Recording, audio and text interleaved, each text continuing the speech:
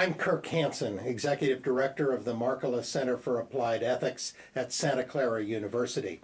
This is one of a series of short videos with Stephan Rothlin, the Secretary General of the Center for International Business Ethics in Beijing, China.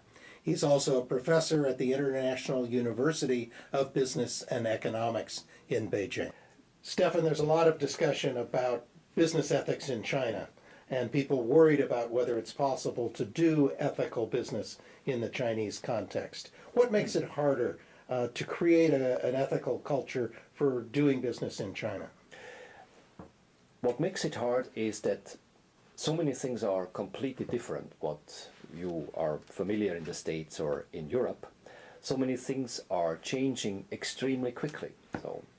And then obviously the language, even if people speak English or Chinglish, as they say, you cannot figure out what they mean. So another aspect is that you have to deal with local officials, that many things evolve through dinners or lunches. Relationships are more important in China?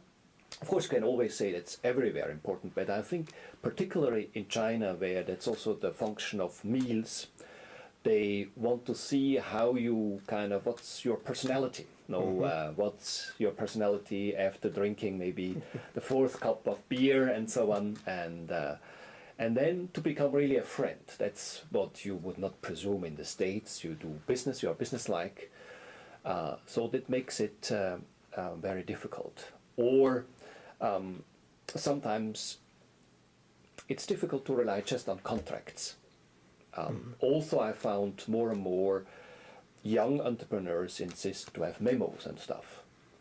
So the relationship culture is changing to be more of a contract-oriented culture or an agreement-oriented culture? Since obviously you have so much changes in the companies, so also for this reason, as your partner might change, you insist more on memos and contracts. Does that move us toward greater opportunity for doing ethical business because we have agreements that are formalized?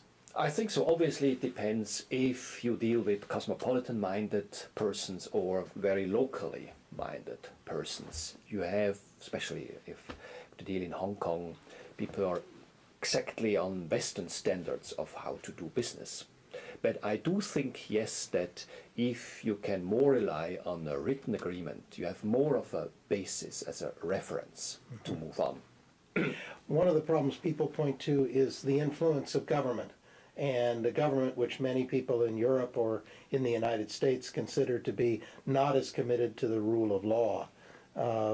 Is that one of the problems of doing ethical business in China?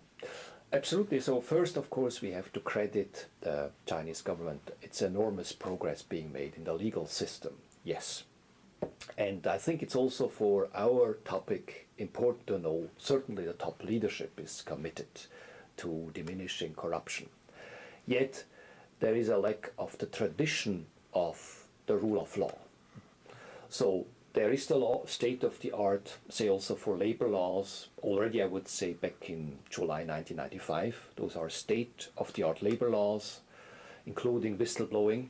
But the implementation, that's sometimes really the tough game. And I understand local officials may not have the same level of commitment to the rule of law as more senior officials in the Communist Party.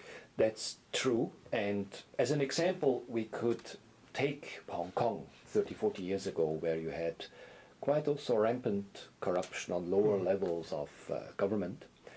And Hong Kong is a good example due to its ICAC, Independent Commission Against Corruption. They made really headway in eradicating corruption, so that Hong Kong has a strong tradition of rule of law, and also officials, even police, who are considered as clean.